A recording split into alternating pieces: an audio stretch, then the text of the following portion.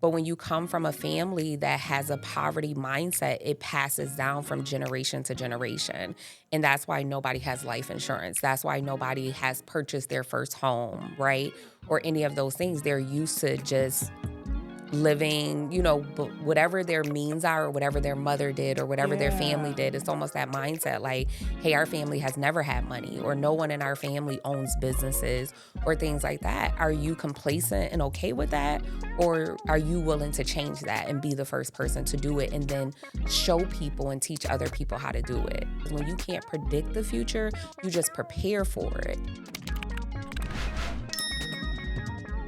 Welcome to another episode of Keeping It Real, where we have real conversations with extraordinary people. And today is no exception. We're going to have a powerful conversation with Lisa Licker-Ricks, who is dynamic in her own right as a financial professional. And not only is she a financial professional, she's the CEO and founder of Young Women's Empowerment Academy here in central Pennsylvania. The topic we're going to be discussing is very broad, and we're going to narrow it down and hopefully find some ways to provide you some guidance on the wealth disparity gaps in the United States. Welcome, Lisa. Thank you for having me. You are so welcome. You are so welcome. First, let's talk about a little bit about your background so people know that, hey, we have a powerhouse here that's going to be talking about some great information on this very topic today. So share with me how you actually got into the financial professional world. Yeah, so funny story. I don't come from a background or a family that came from money or talked about money. And so about 10 years ago, I started on my own financial journey where I just wanted to do better and be better as a single mom of two daughters. And I started to be self-taught around finances. And so I found different groups like the Dream Catchers, which is a women's, nationwide movement on women in finance. And so I started to learn there. And then once I got the knowledge on credit, budgeting, savings, and the things that was important for me and my family, I then began to really want to share with my community. And Okay. so at that time, at my local church, I started to do financial literacy classes. And in addition to that, 7 years ago, I started the Young Women's Empowerment Academy, where I always made sure that financial literacy was a part of our curriculum so that we can teach young girls at a young age what it was like to manage money and just have a head start to it so they didn't find themselves like me at 25 years old having to rebuild my credit and having to figure out things on my own. That is actually what led me into the financial services industry. Once I got to the capacity of what I felt like I can teach, I started to seek out financial professionals, people at the credit unions and the banks. And my mentor, someone who became my mentor, actually was like, hey, like, I hear your name all the time. You're doing so many great things in the community, teaching people about finances. Like, are you getting paid for it? And I'm like, no, I just think it's necessary. And so I do it. And she was like, I really think that you should consider being a financial advisor. So 6 years ago, That's I awesome. decided to, leave my full-time Commonwealth position, working in management for the state. And I transitioned to full-time entrepreneurship, working in financial services. So what are you finding most relevant to our topic as you're speaking with different consumers or clients when it comes to building wealth? I think some of the most important things, especially when being committed to the Black community, is that a lot of people just don't know, right? So when you know better, you do better. So it's really dealing a lot with giving that financial education to our community that they never had before. And so when it comes to disparities, other cultures for so long have been leaving life insurance. They've been leaving, millions of dollars in life insurance when they pass away, whereas the Black community, is barely leaving enough to be buried, let alone, Right. Something to be passed down. And so a lot of it honestly has to do with just educating people, getting around that money mindset because you weren't taught. It wasn't something you were brought up around. And so it's really just getting into that is really a lot of what I'm seeing and what we're dealing with when addressing like the issues when it comes to building generational wealth and what that looks like. It's exposure. They've never been exposed to it and they don't understand how to do it. Yeah, and similar to in my industry too, sitting down with people and having conversations, they may be the first person that's going to be looking to purchase a home. Yeah. So it's rewarding to be a part of that journey with them, but then it's also saddening because we're not talking about 22-year-olds. We're talking about 50-year-olds or 70-year-olds buying their first house, and they're the first ones in their, in their families to do it. So it's like a catch-22. One of the things that I've been seeing is we don't have enough financial literacy conversations, right? Meaning not even in the schools. And then when it comes to our families, because a lot of times that I see when people say, hey, I'm happy to do this, I had to do research on my own because I wasn't taught in my home for that, that is encouraging because people now are taking a vested interest in it. So now when you're sitting down with people and they say, hey, I want to build wealth, like where do you actually start? Like where do you recommend that we actually start? That is a really great question. I always say money mindset matters, right? Because a lot of times our community, we've been a spend first, save last type of mindset, like Yeah. save, whatever's left over. And so it's just, changing that narrative. You need to pay yourself first. And we're talking about your future self, not pay yourself to go get pedicures or manicures or newest outfits or things like that, right? But putting some money aside for your future self. And so it really just starts with that mindset and getting them to think differently, right? A lot of times I hear, oh, I'm just living paycheck to paycheck. I'm not thinking about, I'm barely making it now, let Right. alone worried about leaving something for someone else, when I'm no longer here. So I think the first thing, like I said, is the money mindset is the most important thing. But then a lot of times it's something as simple as budgeting and understanding how to effectively budget your money and be able to tell your money what you want it to do, right? Because if you don't have a budget, your money, kind of you like, hey, what happened to my money? I just got paid on Friday and I don't know where it went. And that's Yeah. because you don't have any direction for your money. You haven't Right. told it where it needs to go and you don't have any plans for that. And that's really the starting point for a lot of people. And a lot of people, especially in our community, that's really where we're starting at before we can even talk about protecting and before we can even help you understand that you are your greatest asset. Your ability to work and be able to make an income and provide for your family is not your house, it's not your car, right? Those are not your greatest assets, it's really you. And so I think just having people think that because for so long we haven't felt valued, as a people. And what does that look like, right? When I sit down with people and we go over what their evaluation is or their peace of Yeah. mind or personal value is, a lot of people, you tell them, hey, you shouldn't have less than $1 million worth of life insurance. And they like, whoa, that's a lot. But it's not. You're worth more than that. And so Right. just helping them understand that. So, and just to piggyback off of that, so just to say I'm your customer and you're sharing that with me. Well, Lisa, I hear what you're saying, but that's not going to help me get money that I don't have, Right.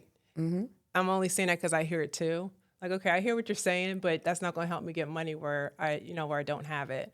So, and then I get it because part of being a part of NARAB, we have statistics that come out every year, right? Um, and so I do know that the median income, I want to share these stats. Okay, so according to 2022 survey of income and program participation, the median net worth of white households is 250,400, an amount that is more than 10 times greater than the median net worth of a black household, which is 24,520, right? So the gap is so great that the 400 richest Americans control the same wealth as 48 million blacks living in the US. So that right there is like, that gave me goosebumps. Yeah. That actually gave me goosebumps because it's like, okay, we're asking the black and brown community to do something when they're already set up for, like talking about having your back against the wall. And so we're doing it in spite of, not because of. So a lot of us are coming from families where they're not passing down wealth Yep. because we don't have it. So it's up to our generations, right, and our children's to somehow, some way, to close that gap. Absolutely. Yeah. So how would you propose that we actually, where do we start? Like, where do we start? Like, seriously, I'm Right. sitting here like, where do we start? So I think that's definitely a loaded question, but I think financial literacy is always a starting point, right? Because you can make the most of what you do have, right? So the numbers are the numbers, the stats are the stats, and that's what it is, right? So what are we going to do with what we do have, right? And going from there, just building on that. And how can we make more money, right? How can we tap into entrepreneurship? How can we do better and invest the money that we do have, right? How can we circulate more money into the Black community, right? And put it on things that's a priority. How can we come together and collaborate and buy properties together and things of that nature, right? So there's so many different levels to what it is that we can really do to start the change. But I think it takes a made up mind to want to do different, want to see different in your community, and then saying that, hey, I'm willing to be that person. Because for so Yeah. many generations, I talk a lot about like, not only generational wealth, but generational poverty, right? And how things are passed down because nobody wants to be that person to say, hey, it's me. I'll be the person that's going to be the first millionaire in my family, or that I'm willing to take the steps of what is needed because it's not comfortable. Yeah.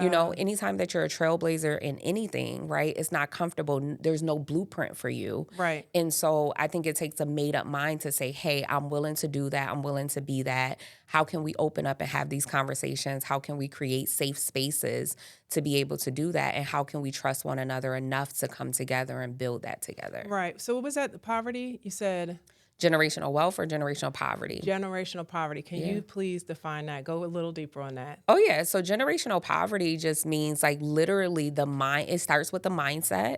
But when you come from a family that has a poverty mindset, it passes down from generation to generation. And that's why nobody has life insurance. That's why nobody has purchased their first home, right? Or any of those things. They're used to just living, whatever their means are or whatever their mother did or whatever their family Yeah. did. It's almost that mindset like, hey, our family has never had money or no one in our family owns businesses or things like that. Are you complacent and okay with that? Or are you willing to change that and be the first person to do it and then show people and teach other people how to do it? That's exactly right. And you're doing that.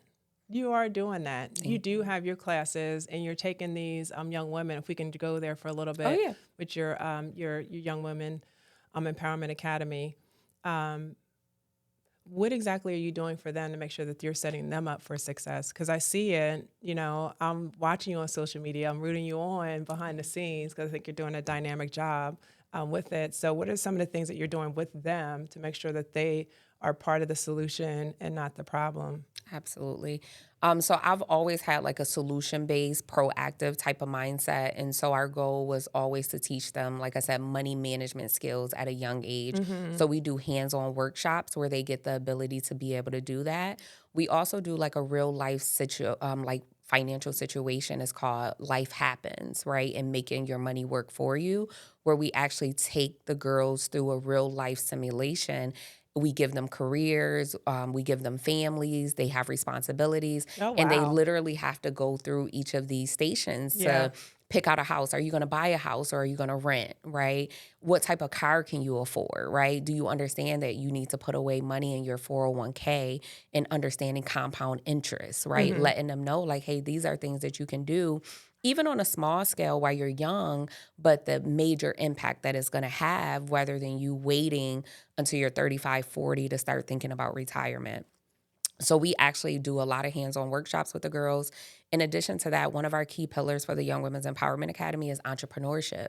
So we Yes. also teach them how to create additional streams of income. So we have about 25 to 30 girls that have created their own businesses through the Young Women's Empowerment Academy, and we help them with that. We help them brand, we do photo shoots with them, we help them get their LLCs and everything that they need to do to really be able to tap into entrepreneurship, that it That is doesn't have to awesome, be like a Lisa. side hustle, I right? Or love a last it. resort. So Yes. I love that. I thank love you. that. So then, how many have graduated so far? And then what are Ooh. do they keep those businesses that you establish or you help them establish? Like, how is that? I don't know if you have stats yet of how new that is and, reporting or anything. And yes, y'all, I'm asking her to ask me off the cuff or answer this off the cuff. So please excuse Yes. her if she comes back and be like, you know what, this Yeah. is the true stats here. So Yes. grace is, extra So grace. probably about 90% of our Yeah. girls still have their businesses that they started and they continue to do them That even is as they go away to awesome. school. A lot of them expand, and do even more when they go away to college or things of that nature. We are located in multiple states. So we started 7 years ago in Harrisburg, PA. About 4 years ago, I went back to Buffalo, New York, which is where I was born and raised, and I needed a Young Women's Empowerment Academy. So we have a chapter there, and then we also have a chapter in Lynchburg, Virginia. And Oh, so that's our girls awesome. are able to continue to come to the program every single year until they graduate to our alumni program. And then we have an alumni group that are girls 19 to 25, where we continue to do life with them. I love that because you're not only practicing what you preach. You're not just preaching it. You're practicing what you preach, and you're doing the darn thing like you really are. So the young women there, they're now set up for success, and they're going to be able to pass that down to Yes. their children. So I really do applaud you for that because that's a huge undertaking Thank for you you. not only to do it here in Central Pennsylvania, but then actually have spread your wings and go across the United States. So that is awesome. So let's get back into how we can help those that need help in getting their life together, so that we can shorten the gap between what the median household net worth is of our white counterparts versus what we have, because it is discouraging when you see $24,520 net worth. So that means taking all of your assets plus all of your debts and what you actually have available to you is what this number is. And I want to say again, it goes back to us not knowing any better, but now we do know better. So I feel Absolutely. as though now we just are making excuses. Either you're going to be a victim, right? Or you're just going to be going out there and change the direction of it. So one of the things I like to share with people is I don't care if you have a nickel, a quarter, 50 cents, a dollar, $10, whatever it is, just make a concerted effort to start saving. Get in the habit of saving. Small little wins, and then celebrate those wins, not by going out to eat. Small little wins by, I don't know, post it on social media or come up with a group of people, right? Yeah. That can actually help us to stay motivated to change the narrative of this wealth. Now, a lot of people say, well, the government's going to have to step in and help us as well. So I don't know what your thoughts are on that aspect. Like, what do you think the government's role is in helping us with, narrowing the gap, the wealth gap? I'm big on what can I do, right? If somebody else can come in or the government is going to come in or should have years ago or whatever that looks like, right? Let that be extra, but don't let that be something that you depend on, I for love it. your family and for your future. What things can you do now? Yep. What steps can you take to put your family in a better situation without having to depend on somebody else to do it? So I'm always like that, right? Mm-hmm. Not worrying about anybody else, taking everything else off the table. What can we do? What will we have in our hands right now? What was given to us? What we have access to? How can we make the best of that? And let's focus on that. Let everything else be extra. And, if anything is available, great. When that comes, let's already pre-plan for what that looks like and how we can help continue to allow that to build wealth for our families and our communities, but not less focus on that. Let's not wait on that or let Mm-hmm. that be the excuse to why we can't do something right now. 100%. And a lot of times we think that when it comes to like starting to invest, like we need a whole lot of money. Right. We need a whole lot of money. Can you share with us like what is like the entry point for someone to start saving, and investing in your financial world? Yeah, I mean, you can save as little as $50 a month. Like, it's literally See, is not a whole lot that you need, yeah, and that's what a big misconception is, and that's why I always tell people, educate yourself, sit down. Even my team and I have a team of about 15 now, and we offer complimentary financial planning sessions just for that reason, because there's not people that look like us that's coming into the Black community to say, hey, we don't care how many zeros you have in your bank account or don't have in your bank account. We are committed to educating and empowering our community. Let's sit down. Let's figure out where you are. What are your goals? Where do you want to be? And we're going to offer that to you complimentary. And Right. that's one of the things that I love is because over the last 6 years, I've been able to really sit down with families and business owners and help people that couldn't afford to really sit down with a financial advisor to pay them per hour or, things like that to get the type of education that we're giving them. Mm-hmm. But it just take advantage of it, Yeah, right? It's take just advantage that of it. simple. Take advantage of it. We host seminars just about every month. We do lunch and learns. We go into the church communities. We talk to nonprofits. We do business to business for those benefits. So it's just a matter of, are you willing to take the time to access the resources that are available to you? You don't even have to go do the research. You don't even have to. You just have to show up for what's already being presented to the community. And we've been doing this for years now, Yeah. in this area. And so Just make those it a that are taking priority. advantage, it has to be a priority. Yeah, make it a priority. So, and it is discouraging because you'll see people, there's a lot of people, and I guess I'm more in tune to it because I'm having conversations like this. Mm-hmm. So there's a lot of people that are asking for, for money. And then the next week you see them with a YSL bag. So I'm just like, okay, no, I don't understand where this is coming from or where this mindset is. I need that to change. I Yeah. need to change. Yeah.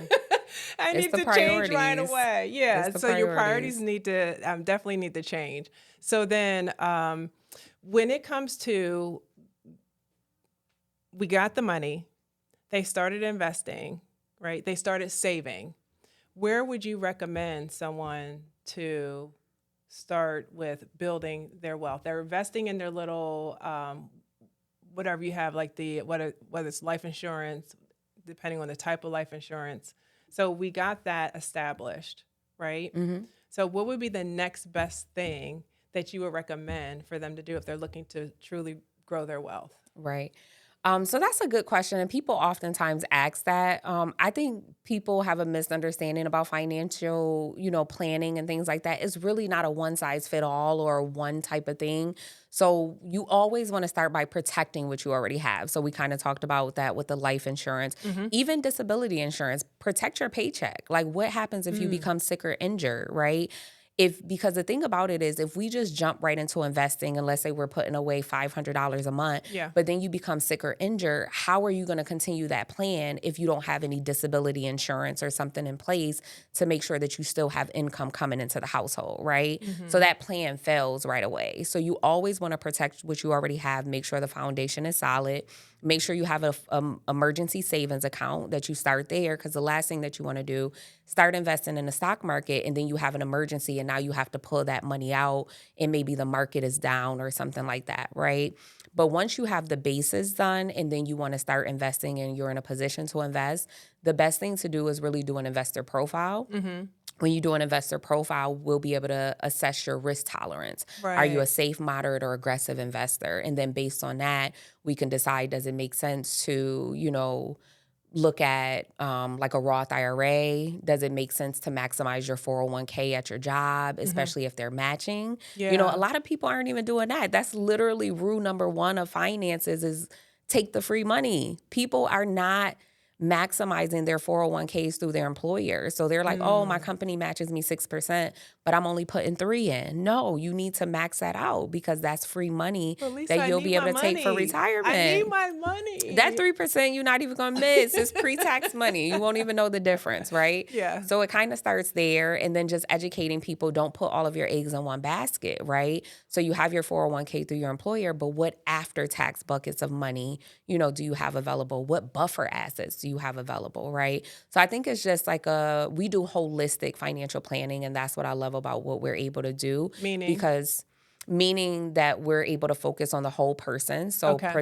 protecting everything. We do Mm-hmm. all of the protection based things and then we can invest. And then we can even implement strategies to help you keep more of what you saved over the years and be able to leave a legacy for your family and children. Mm. So that's how the holistic go. We don't just do one type of coverage or try and fit everybody into a box to say, hey, do this and then invest this and that's it. Everybody needs to do the same because it's not a cookie cutter type of situation. Everybody's situation is different based on your age, based on your health, based on, different things, of which you're able even to start putting away determines where you need to put that. Okay. Okay. So, and in my world too, I like to say there used to be a time when I was like, buy a house, buy a house, buy a house, buy a house. I really was like, you're going to buy that house. That's going to build you up for, for you to build your wealth quicker. And that's owner occupant homes. And now, after the past 7 years, I'm seeing it different, and to the point where I shared it with my children and they're taking heed to it. I say buy investment properties first, right? Mm-hmm. Because then your investment properties are going to be able to help you to leverage your home that you want to occupy. Yeah. So allow everyone else to pay for your mortgage, and don't over leverage yourself just because you may be banking like $100,000 a year in investments, like your real estate investment portfolio. It does not mean you should be getting $1 million house, right? Right. Just be conservative with it. You can easily cash out that money and invest in other ways for it to grow as well. Mm-hmm. So I think the combination between, your IRAs, matching at work, and all your retirements, and your life policies, stocks, plus your real estate, that's really going to be able to you're really going to be able to grow your money Oh, yeah. and close that gap, Yep. that It's wealth gap. diversifying your portfolio. It's not Diversifying putting your everything in one portfolio. basket or focusing on one thing, but being able to diversify. That's And real exactly estate right. investment is a great one. And that's the same thing that we talk to people about is like, hey, why don't you buy an investment property first, right? Everybody wants their dream home, but also understanding to live within your means. Live Like within nobody your want to be house means. rich and No. then you don't really have money, right? The goal is not to look like you have money. The goal is really to have some To money, have the right? money in the bank account. Right. Yeah, 100%. 100%. Yeah, thank you so much. Is there any question that I did not ask you that you think that our audience should know? Um, no, I think we covered a lot. I mean, I think one of the things that I'll just end with is just by saying that a lot of people don't realize that the easiest way to pass wealth from one generation to the next is actually life insurance. And Mm, so just getting people to understand that you want to get that while you're young and you're healthy, and you want to lock that in for your children as well, mm-hmm. right? Just sharing a quick personal story with my family. I'm so grateful that I got into this industry 6 years ago because 6 months ago, my 21-year-old daughter had a stroke. Yeah, Mm. out of nowhere, perfectly healthy, no medical history or anything. Had I not locked in her insurability, she wouldn't be insurable for the next 7 to 10 years. Right. And Wow. people don't understand that. It's not about us thinking that, oh, we don't want to benefit from our children if they pass away, or we don't want to think about our children. It's not even about that. It's locking in their future insurability, because when you can't predict the future, you just prepare for it. And those are so many things. And even long-term care, like, that's another thing, having to be caregivers for people or for our parents because we don't have long-term care in place, right? All of these things, it just means that you just need to sit down, speak with someone, and make sure that your family is properly protected so that you don't accumulate all of these assets, have a fully funded retirement plan just to have a long-term care event and have to liquidate all of your assets to be able to pay for care, right? So things Yeah. as simple as that we don't think about, we don't realize. And nobody, honestly, for years have been going into the Black community to have these conversations. So we just didn't know. But now that you Right. have people that are intentional about it, take advantage of that opportunity. Yeah. I think what I like the most is we actually got into purchasing like whole life Hmm. policies. And the reason why I like them personally is because we can actually be our own bank. Hmm. And the benefit of that is, let's just say, you put $100,000 in there, you need $25,000, you're still earning money on that $100,000. Yep. And like you said, to your point, a lot of people don't know that that exists. Hmm. So we're actually being like a private money lender to ourselves in that aspect. Yep. So yeah, I do urge everyone, if you don't have a life insurance policy, find out which one's going to be the best for you and actually start today. You can start as little as how much with the life insurance policies? Literally 10, 12, 15, $20 a month to get something. And Wow. then you Wow. can convert the policy. So that's why I tell people too, like, even if you want whole life but can't afford to start out with that, get you a term policy to lock in your insurability, and then they're convertible into whole life I was going to ask later. you, are they convertible? Yeah. Because I don't know that. Yeah. Okay. They're convertible. Okay. That's good to It know. depends on the company that you go with, which is Okay. why it's Uh-oh. She important. said go to Yep. her. That's what Come to she me. said. Yes. But yeah, the company is important. Even what you mentioned about the whole life, Yeah. right? Just sharing with people, you want a company that is participating in dividends. So if you don't have a company, and that just should be one of the questions that you ask whoever your provider is for your whole life policy, like, hey, do you participate in dividends? Because if Meaning you what? don't, Because that just means that on top of the guaranteed cash value that you are guaranteed to have as part of that, you also can have additional money based on dividend growth. And there's companies that have been around like ours that have been paying out dividends for 170 consecutive years, wow. meaning that your whole life policy with the company that's participating and the cash value in a company that's not participating makes a big difference as well. So Okay. just understanding that and doing your research on that makes a big difference as well, Okay. So because they're not all created the same. right, 15, 25, $50 a month. I'm building my life term insurance. And then once I get my life term, I can convert that over to a whole life policy. And that's Absolutely. where the real fun starts happening over Yep. there. That's a buffer asset. It's That's a not attached buffer. to the stock market. It doesn't matter who's president, what's going on with the economy.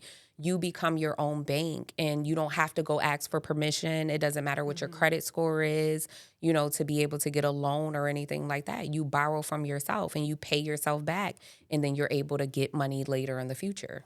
See, that was worth the conversation right there. Yeah. So yeah, because we all talk about, okay, so how can I get out of this I guess this debt that I'm in, and how can I start growing wealth? Start with the life term, and then convert it over to a whole life policy, and then start coming up with a way to reduce your debt as well. So I don't know. Are you a proponent of like the snowball effect when it comes Yep. to reducing your Absolutely. debt? Okay, good. Yeah. And for those that don't know, would you explain that to them, what the snowball effect is of reducing your debt or getting out of debt? Oh, yeah. The debt snowball just means that you're going to list your debts from smallest to largest, not really taking into consideration interest rates unless you have two that are very similar in amounts. Okay. And then you can list those first. But the goal really is to take so make minimum payments on everything besides the first debt that you're focusing on, and put as much money as to paying that off as possible. So if that first one is like $300 credit card, put as much money as to paying that $300 off as possible. So then what you're able to do after that is now you're able to snowball that payment. Let's say that minimum payment on that card was $35. Now that that's paid off, now you can take that $35 plus any extra money that you have. Now you can roll it into the second debt. Yes. And then once that one is paid off, you're able to snowball those payments into the third and fourth and fifth. When I actually became debt free, that's actually the method that I used, was the debt snowball, to pay off all Same. my credit cards, and just never went back to that. I cut them up. I don't want them. They're still there on my credit report, Yes. to show like the length of history and the available credit. But it was to make sure that I wasn't, going in these cycles that we often go into when it comes to that. Yeah. And then one thing to remember, celebrate those small wins. So as soon Yeah. as you remove one credit card or whatever the debt is, medical bill, celebrate the small wins. And I would celebrate by putting more money into savings. Yeah. That's how we celebrate it. So putting more money into savings. And my husband probably laughed. He's like, okay, well, I wish we would have had more money into savings when we were younger. You know what I mean? But you learn your lessons. And I just think it's important to celebrate the small ones, because I didn't understand the magnitude of it until, I understood the magnitude of Yeah. it. Yeah, for sure. And don't think you can't have fun, right? I vacation a lot and I like to vacation, but have a 100%. vacation fun. 100%. Right? Lisa said, don't be letting Save them for think they that, can't do right? Don't nothing. think that, because people think budget and they think it's a bad word. Like, no, No. budget just means that you get to do more of what you want to do, right? It's And what's discipline. important, it's the discipline. And it's uncomfortable. You don't want to do it, but it's going to allow you to say yes to more of what you want to do. If you want to travel with your family and things like that, if you do a budget, you can budget those family trips and things like that in. Yeah. Because we don't we don't sacrifice that. Right, right. If I'm gonna spend money on anything, That's it's gonna be true. travel. So, Lisa, you're making a great point. So, if there's something that you really cannot sacrifice, it's okay to have that one thing, but don't be a proponent of, okay, I have 5 things I can't give up, right? Right. So, if we're being true to ourselves, what's more important to, let's just say the typical things that we as women like to do, like our hair, our nails, makeup, spa, buying clothes, going out with our friends, travel. Like, we can't have 7 things that, I Right. can't give up. Right. It's called deferred gratification for a reason. So, yeah, I agree. You should have fun. And yet I think you should be disciplined enough to know that, okay, yeah, well, I messed up myself so much that I can't live the way I truly want to live. I'm going to have to, pull up my bootstraps Yep. and be disciplined in those areas so that I don't have to, okay, can I afford this? Counting your pennies. No, I can do this. Yeah, when are we going? Yep. That's the best feeling ever. It's the best feeling ever. And just to piggyback on what you said, I think accountability partners are important. So don't do this journey alone. Have somebody that's going to hold you accountable, whether it's your significant other. Set goals together as a family. Sit down and talk to your kids like, love hey, that. we're not going to McDonald's every night, right? Because we have goals, right? We want to take this family vacation. There's other things that we got to do. So we got food at the house. Yeah. Right? Yeah. Just bringing everybody on the same page. But I think accountability is really, really important because you can set goals together. There's things that you can work on together and people there that's going to hold you accountable to what you say is important to you and to you your start family. hearing your kids too saying, no, we can't get that because we want to go to Disney. Yeah. Yeah. That's the best. That's the best to hear. Yep. The best. Everybody to hear. on one accord. Everybody Everyone on the same page. Rowing in the same direction. I love that. Thank you so much, Lisa. So how can someone get in contact with you if they're ready to make this financial leap? Oh, yeah. So I'm on LinkedIn. I'm on Facebook. You can reach out to me pretty much on any of those social media platforms or formats. My email address is L, and then my last name, llickers, LICKERS, at ft.newyorklife.com. So you can also email me, and I can send you over my calendar just to schedule some time directly on my calendar. I love this. Yeah.